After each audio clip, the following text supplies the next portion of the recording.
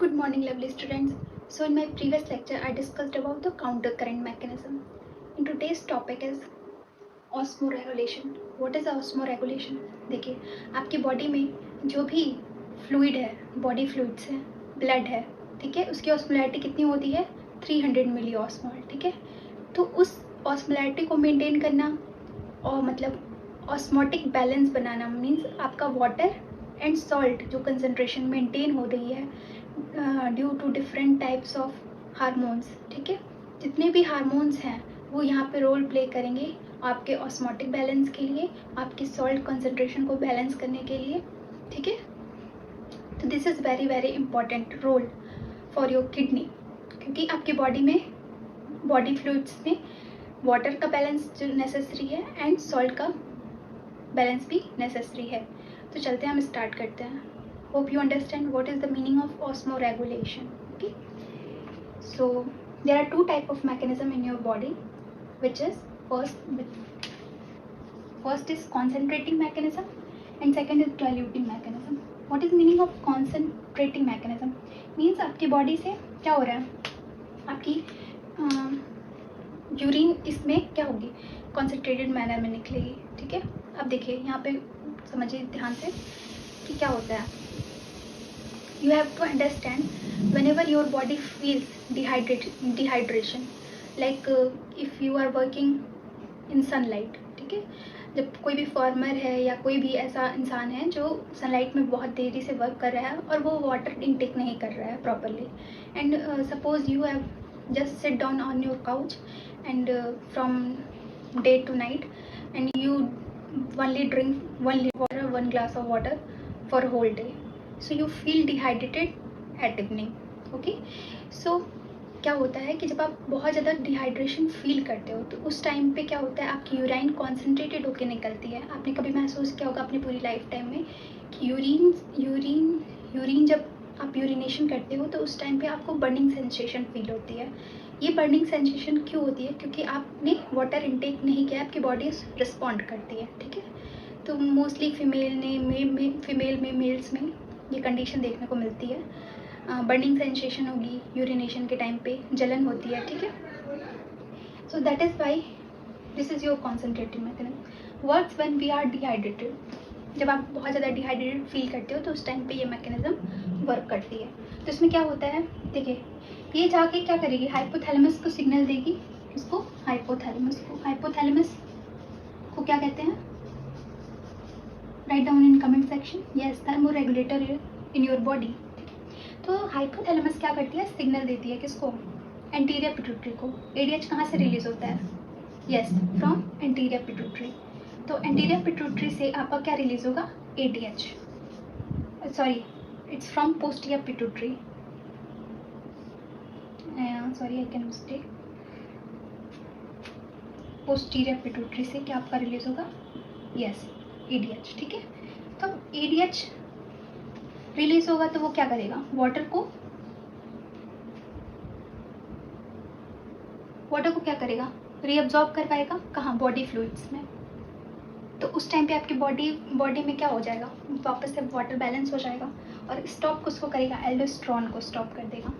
Aldosterone को क्यों stop करेगा, एल्डोस्टेरोन कहाँ से रिलीज होता है, yes, it is release from adrenal cortex area. Okay, so कहाँ के एड्रेनल कॉर्टेक्स से, एड्रेनल कॉर्टेक्स कहाँ होता है, एड्रेनल ग्लैंड में मैंने आपको पढ़ाया है कि 2 पार्ट होते हैं, adrenal cortex and adrenal medulla.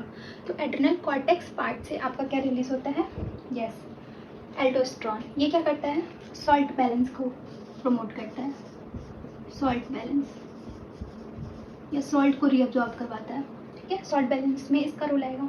ये क्या करता है, एल्डोस्टेरोन. ये मैंने सब आपको पढ़ाया है प्रीवियस लेक्चर में. ध्यान से आप लेक्चर पढ़ोगे तो समझ में आएगा कि एल्डोस्टेरोन का रोल क्या होता है, ठीक है. एल्डोस्टेरोन क्या करती है, सोडियम सॉल्ट्स को ब्लड में एब्जॉर्ब करवाती है. दिस इज द रोल, ठीक है. अब चलते हैं, सेकेंड है आपका डाइल्यूटिंग मैकेनिज्म. जब आप ओवर डिहाइड्रेटेड हो गए हो, मतलब ओवर हाइड्रेटेड हो गए हो, सॉरी, ओवर डिहाइड्रेटेड नहीं, ओवर हाइड्रेटेड मतलब आपके पास ऐसी कंडीशन है कि आपने बहुत ज़्यादा पानी पी लिया दिन भर में, ठीक है. तो उस टाइम पे भी आपकी बॉडी कैसे रिस्पॉन्ड करेगी, मतलब आपकी किडनी कैसे रिस्पॉन्ड करेगी, मेनली बॉडी ऑर्गन्स ही तो रिस्पॉन्ड करेंगे ना. तो जब आप बहुत ज़्यादा ओवर हाइड्रेटेड हो या आप किसी नदी में डूब रहे हो या स्विम कर रहे हो तो उस टाइम पे भी बॉडी फ्लूइड्स बहुत ज़्यादा वाटर इनटेक कर लेती हैं, मतलब ठीक है, आपकी बॉडी में बहुत ज़्यादा वाटर इनटेक हो जाता है। उस टाइम पे भी क्या होता है, देखिए, works when we are over hydrated, increase water in blood. कहाँ? ब्लड में, बॉडी फ्लूइड्स में वाटर की कंसनट्रेशन बढ़ जाएगी। ऑस्मोलैरिटी ऑफ ब्लड क्या हो जाएगी भाई, आपकी बॉडी में क्या हो रहा है, ब्लड में जब वाटर का कंसनट्रेशन बढ़ेगा तो ऑस्मोलैरिटी घटेगी, ठीक है। तो उस टाइम पे क्या होगा, give signal to hypothalamus. Same वही प्रोसेस होगी जो यहाँ पे हुई है, ये भी हाइपोथैलेमस को जाके सिग्नल देगा, ठीक है, जिसको मास्टर ऑफ मास्टर ग्लैंड भी कहते हैं। हाइपोथैलेमस ही सब रेगुलेशन कर रही है इन योर बॉडी, अगर देखा जाए तो मोस्टली, ठीक है, हार्मोन्स का मेनली। सो ये क्या करेगी, स्टिमुलेट एड्रेनल कॉर्टेक्स, ठीक है, सिक्रीशन ऑफ एल्डोस्टेरोन। अब यहाँ पे देखिए, जस्ट इसकी एंटागोनिस्टिक वर्क होगा, कॉन्सेंट्रेटिंग मैकेनिज्म के एंटागोनिस्टिक, ध्यान से देखिए, एड्रेनल कॉर्टेक्स से सिक्रीशन ऑफ एल्डोस्टेरोन। यहाँ पे क्या हो रहा था, स्टॉप एल्डोस्टेरोन, ठीक है, सिक्रीशन ऑफ, तो ये क्या करेगी, absorption of sodium salts in blood, ठीक है। भाई आपके ब्लड में वाटर बहुत ज़्यादा हो गया है तो उस टाइम पे आपको सॉल्ट की कंसंट्रेशन चाहिए ना, तो आप किसको रिलीज़ करवाओगे, किसको रिलीज़ करवाने के लिए सोचोगे, वर्क करोगे, आपकी बॉडी मेनली वर्क करेगी किसकी, यस, एल्डोस्टेरोन, ओके। और यहाँ पे सेम क्या हो जाएगा, inhibit posterior pituitary. Posterior pituitary से क्या रिलीज होता है, yes, it is ADH, anti diuretic hormone, okay. वो क्या करेगी, यूरिन को डाइल्यूट करने का काम करती है, कौन, ADH।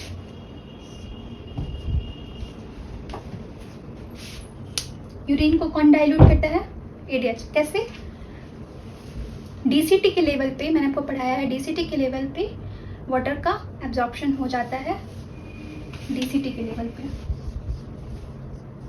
ठीक है। तो ये यहाँ पे वर्क करती है DCT के लेवल, तो वहाँ पे वाटर एब्जॉर्प्शन को प्रमोट करती है, कहाँ पे, बॉडी फ्लूइड्स में।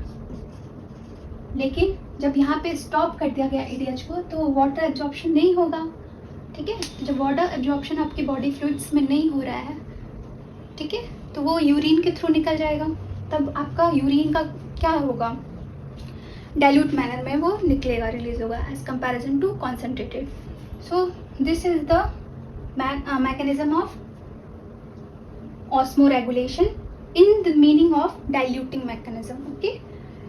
So this is all about the concentrating mechanism and diluting mechanism. इतना नोट डाउन कर लीजिए, फिर हम लोग नेक्स्ट चलते हैं।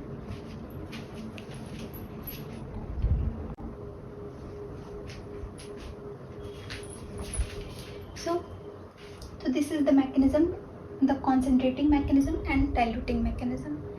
जैसे इसके एंटागोनिस्टिक यहाँ पे वर्क हो रहा है, आपको हार्मोन्स का रोल पता रहेगा तभी आप ये चीज़ें समझ पाओगे। और हार्मोन्स का रोल जानने के लिए आप मेरे प्रीवियस लेक्चर एंडोक्राइनल सिस्टम में एड्रेनल ग्लैंड को पढ़िए अच्छे से एंड पिट्यूटरी ग्लैंड को अच्छे से पढ़िए, तब आपको ये चीज़ें एकदम क्लियरली समझ में आएंगी, ठीक है, कि एल्डोस्टेरोन का रोल क्या है। जब यहाँ पे कॉन्सेंट्रेटिंग मैकेनिज्म, यूरिन को और कॉन्सेंट्रेट नहीं करना है तो आपको एल्डोस्टेरोन को क्या करना पड़ेगा, यहाँ पे स्टॉप करना पड़ेगा। और किसको रिलीज़ करवाना पड़ेगा, ADH को।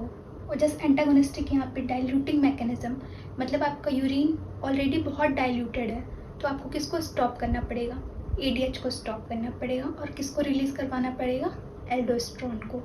तब जाके आपकी बॉडी में, आपकी किडनी में ऑस्मो रेगुलेशन मेंटेन हो पाएगा। सो this is the work of osmo regulation bye kidney, ठीक है। So this is very very important for your competitive exams. Next हम लोग देखते हैं, एक दो और टॉपिक आपका बच गया एक्सक्रीटरी सिस्टम में। अगर और मुझे और कुछ चीज़ें मिल रही हैं तो मैं आपको आगे पढ़ाऊँगी। मिलते हैं नेक्स्ट वीडियो में।